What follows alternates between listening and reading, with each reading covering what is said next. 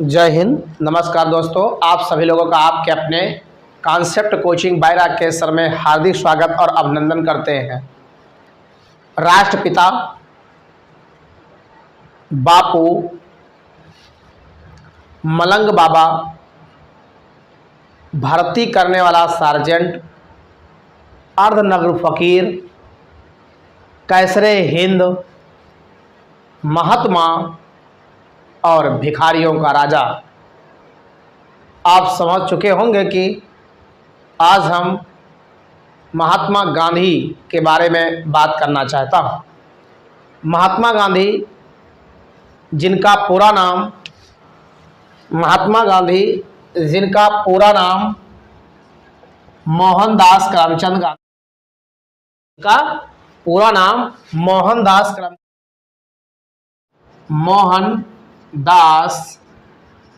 करमचंद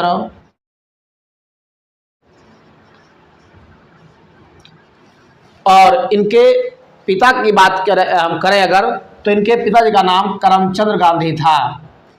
क्या था? करमचंद गांधी, अर्थात इनके पिता का नाम करमचंद गांधी था। अगर इनकी हम माता का बात करें नाम, तो इनकी माता जी का नाम था पुतलीबाई। माता जी का नाम था पुतलीबाई।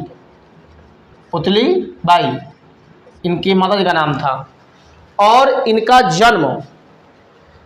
जन्म बात करें तो इनका जन्म 2 अक्टूबर 1869 ईस्वी में हुआ था। कहाँ पर? स्थान के नाम बात करें, पोरबंदर, गुजरात में हुआ था। अगर स्थान का नाम बात करें, पोरबंदर,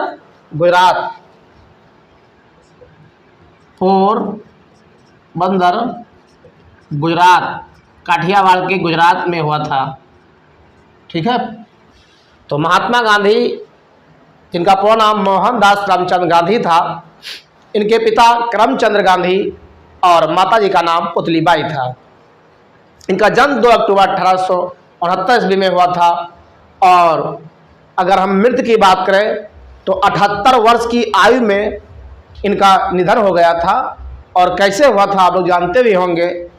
एक विचारक था नाथूराम गोडसे, उन्होंने इनको दिल्ली में बिरला मंदिर के पास शाम को गोली मारकर हत्या कर दिया था।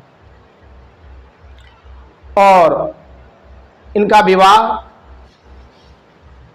1883 में, अगर विवाह की बात करें तो इनका विवाह 1883 ईस्वी में हुआ था। और इनकी जो जीवन साथी थी, उनका जीवन साथी का नाम था कस्तूरबा गांधी। अर्थात अगर हम जीवन साथी का बात करें तो नाम था कस्तूरबा गांधी। क्या नाम था? कस्तूरबा गांधी। तो कस्तूरबा जो गांधी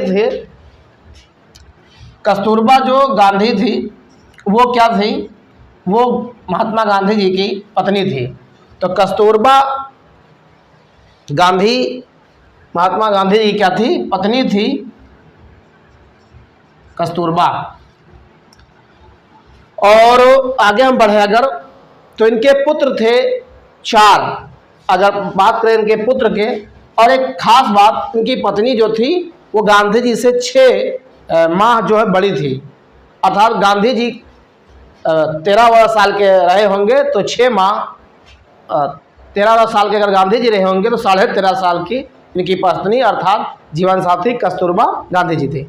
इनके पुत्र जो हुए वो 4 पुत्र हुए। अगर मैं पुत्र की बात करूं तो इनके पुत्र हुए 4। एक पुत्र हीरालाल, मणिलाल, रामदास, देवदास। कौन कौन नाम है? हरिलाल और क्या था अभी? मणिलाल,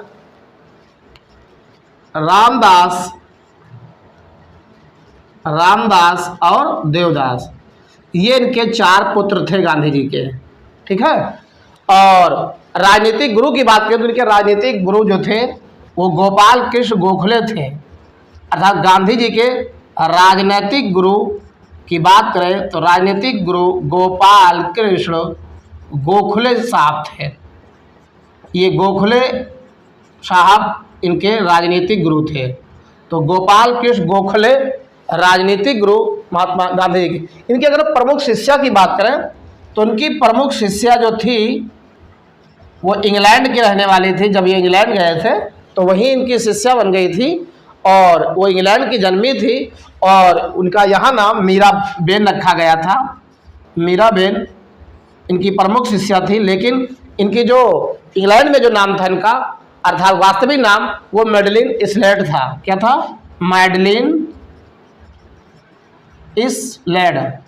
तो मैडलिन इसलेट जो है इनका वास्तविक नाम था, जबकि भारतीय नाम जो महात्मा गांधी जी ने रखा था उनका नाम था मीराबेन।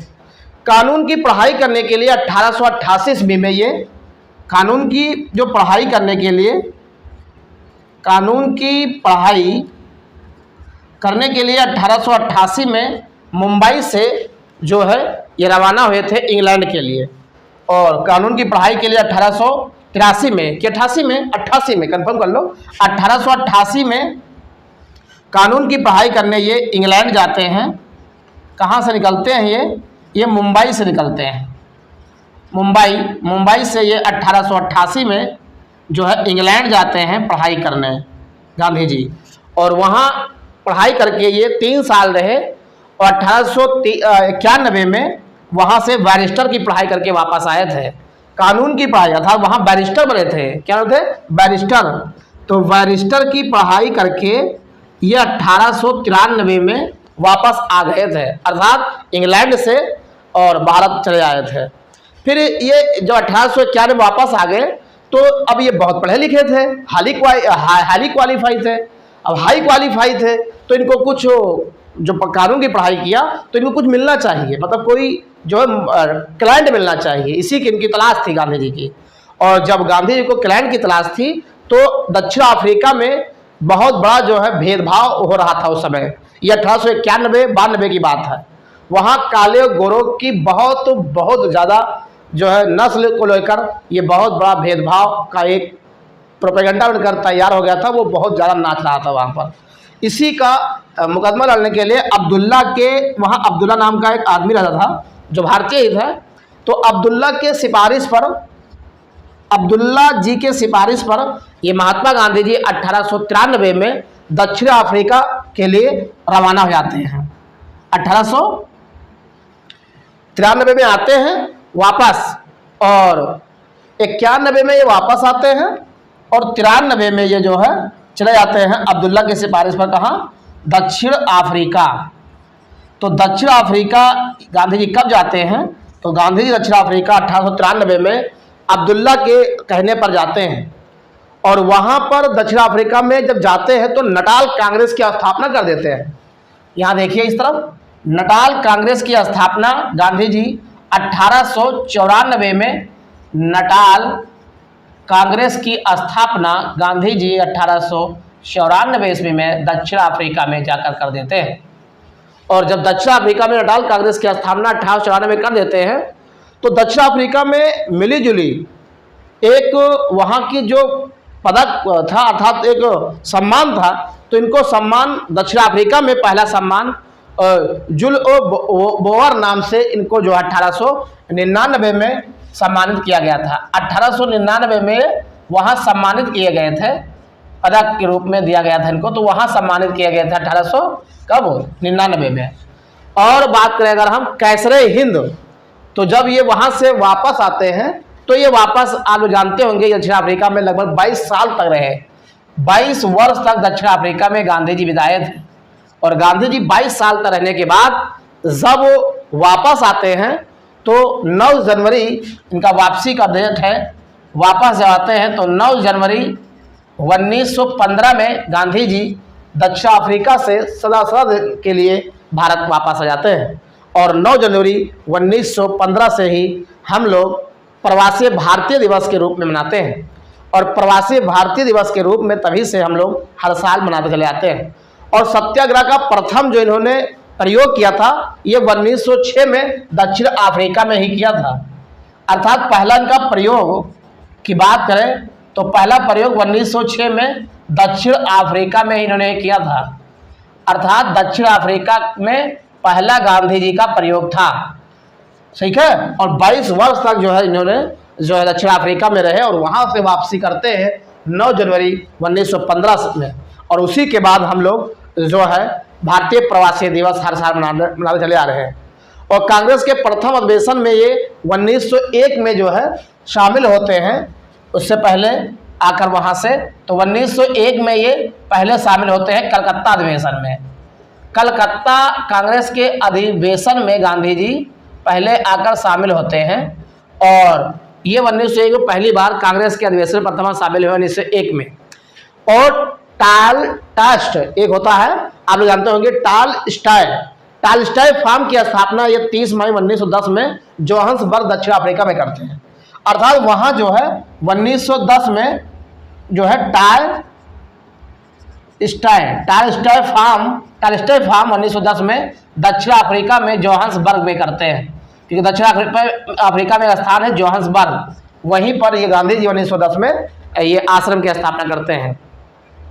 उसके बाद ये 7 दिन के लिए वापस आते हैं और गांधी जी जब वापस आते हैं, अब जो वापस आएंगे वो अगला वीडियो हम गांधी जी के वापस आने के बाद यहाँ भारत में क्या करते हैं, इनके राजनीतिक गुरु गोपाल कृष्ण गोखले कैसे कहते हैं गांधी जी से कि आप पहले भारत को समझिए, अपना मुंह बंद रखिए, पहले लोगों को समझिए, समझने के बाद आप निर्णय लीजिए कैसे आपको जवाब देना है। और गांधी जी 2 साल के लिए अपना मुंह बंद रखते हैं और पहला जवाब भारत में गांधी जी 1917 में एक्शन लेते हैं, ठीक है, जो आपको हम चंपारण में बताएंगे नील की खेती के लिए कैसे तिनकटिया पद्धति को समाप्त करते हैं। और वहीं से सिलसिला गांधी जी का स्टार्ट होता है। तो बस आज के लिए इतना ही।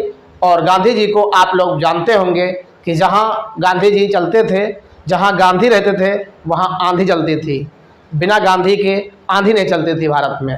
तो गांधी का एक युग चला है, पूरे इतिहास में गांधी युग के नाम से जाना जाता है। और गांधी युग जो माना जाना जो है, आप लोग समझते होंगे इतिहास में कि आपको एक पूरा युग गांधी के नाम पर रख दिया गया है। तो बस आज के लिए इतना ही। आप सभी लोगों को ये वीडियो देखने के लिए बहुत बहुत धन्यवाद। जय हिंद, जय भारत।